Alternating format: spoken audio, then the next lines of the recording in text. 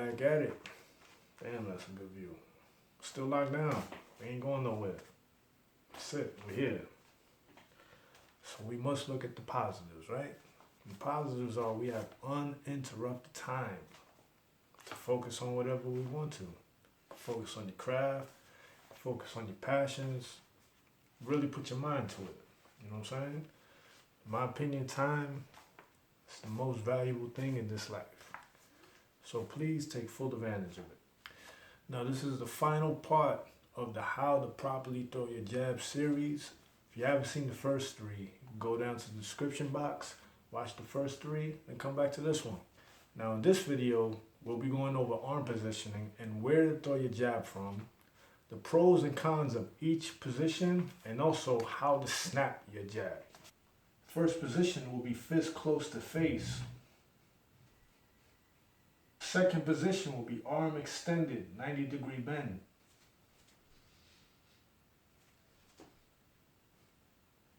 Last position will be arm lowered or dead arm jab. Now in the first position, I'm going to show you why our jab hand doesn't touch our face unless we square up. It doesn't touch our face unless we square up. The more squared we are, see what I'm saying? Most people are taught to keep both hands up to their chin in their boxing stance.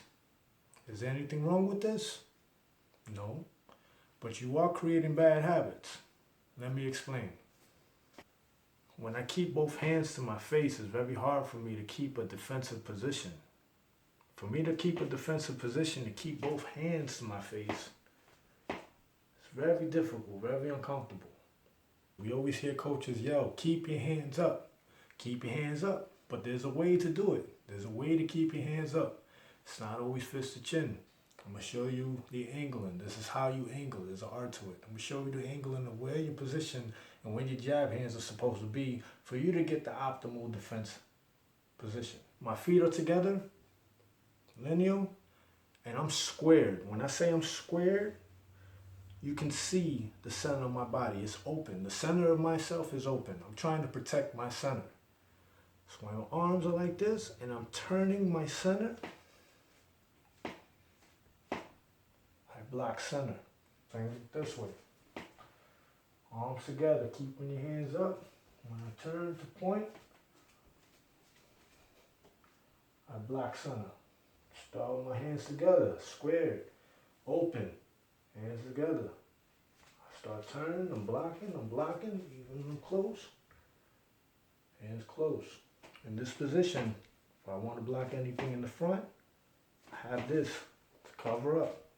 Walk down, hooks, right hand, walk down, everything is straight, here, boom. To be with my hands up here and still have the angle, it's very difficult. For me to have optimal, everything's tight, everything here, blocking.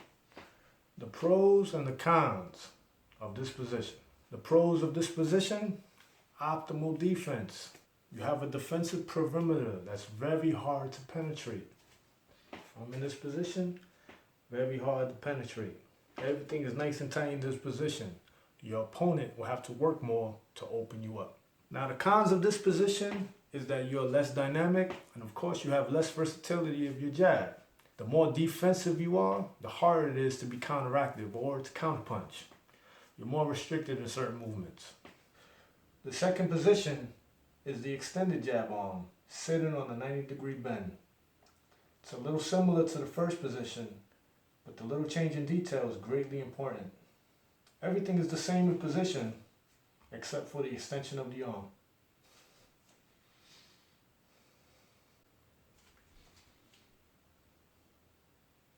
Now the pros of this punch is that it allows you to gain a head start on your jab. You don't have to throw it all the way from your chin. I can throw it from right here and still be effective. Having my lead arm extended also allows for an intimidation factor, claiming more space in the ring. If My opponent thinks that I'm bigger, or he thinks that I'm closer. It may mess up his game. Now the cons of this. You may have to jump on your jab, but you give your opponent an opportunity to be offensive. Quick jabs and right hands will be a problem for you if you do not train this position properly. Also, a jab throw from the chin will have more velocity and speed than a punch thrown from a halfway point. The next position is the lowered arm jab or the dead arm jab.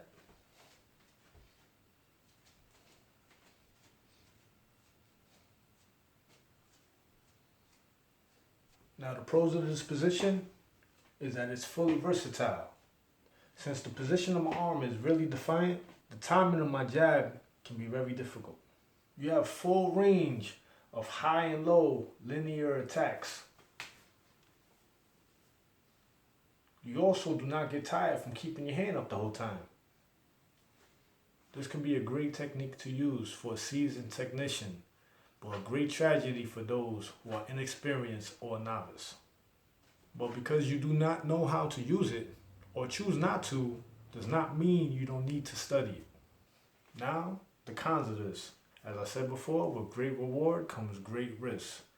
And out of all the three positions, this position puts you in the greater risk if you do not know how to use it. In this position, you have less defense. You may catch a few jabs, but that right hand is coming into your house. If you do not know how to shoulder roll or use the Philly shell, please stay away from this position. Also, you won't have the same weight behind your punch if I throw it from my waist rather if I throw it from my chin. Throwing from my waist, throwing in the upward motion, never have the same force of drilling from my chin with my weight behind my punch. Throwing from my waist, moving up in the motion. If I throw from my chin, I'm going straight.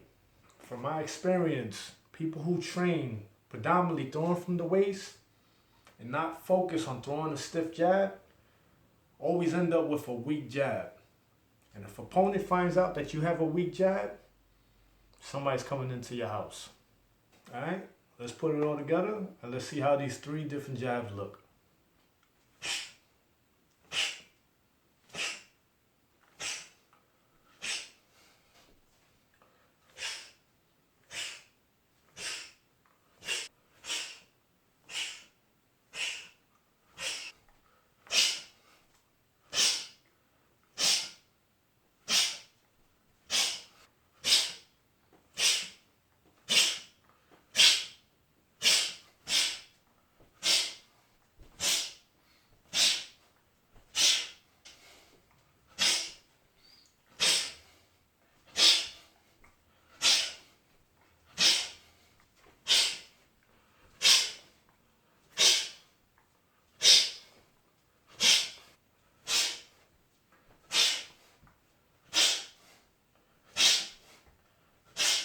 Now, those are three basic positions of where to throw the jab from or where to see the jab coming from.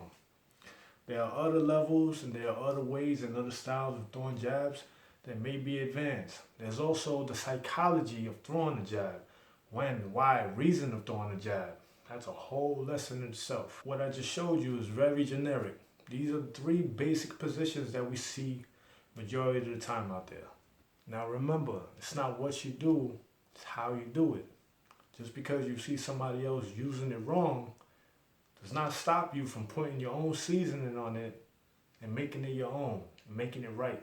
All right, now we're going to get into how to snap your jab. All right, there's many videos out there, there's many tutorials, there's many forums of people are trying to explain to you how to snap your jab. I just wanted to give my take on it. Hopefully you can grab from it. The main factor of snapping your punch isn't how to do it. It's more important about when to do it. Snapping your punch is all about timing.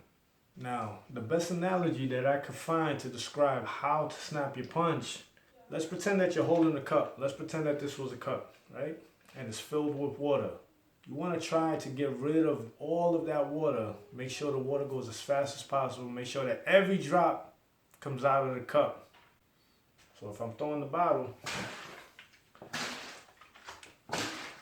trying to get all the water out of that cup.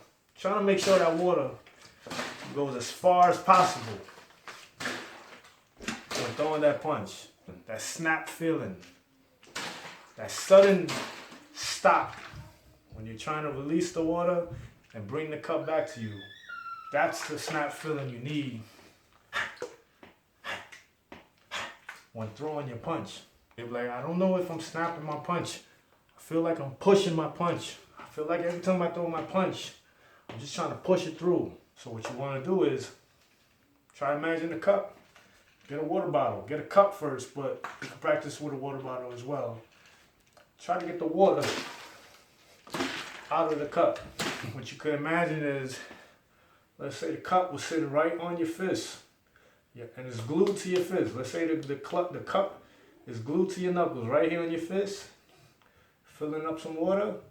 And you want to try to get as much water out that cup. You want to get every drop out that cup. So the water's here. Try to get all the water out the cup and bring that punch back. You want energy to go and you don't want it coming back. You want to disconnect the energy. So it's all about timing. Keeping your hand nice and loose, nice and relaxed. Carrying the weight. Tightening up at the last second of impact. And throwing all that energy out. So it doesn't return back. Doesn't recoil back. I snap my punch. All the way goes, everything nice and loose, carrying the weight, nice and tense at the last minute. Bring it back. Keep my hands open the whole time. I don't squeeze my arms. I don't squeeze my hand when I'm throwing my punch. Cup on top of the fist. Put water in the cup. Nice and loose. Carry the cup. Everything loose. Snap. Everything nice and tight. Water goes out. Come right back. Alright, that completes the How to Properly Throw a Jab series. This is very basic information, but if you're first starting out, you want to start out right. There will be more videos coming out, more in-depth videos, how to throw a jab, when to throw a jab, different styles of jabs, etc. Remember, this isn't a blanket formula and everything isn't meant for everybody. You take what you can use, you add it to your game. If you haven't checked out the website, I suggest you go to stackboxing.com. You can also hit me up. You can also check out the Stack Boxing Instagram page at StackBoxing101. Until next time, I hope you guys are staying strong. Hope you guys are keeping strong. Hope you guys are staying healthy. Hope you guys are working out. Hope you guys are crafting the game. All right. Hopefully we get out of this thing soon. Until then, I'll keep pumping these videos out. Try to get them out to you. All right. I'm Coach Stacks. I'm out.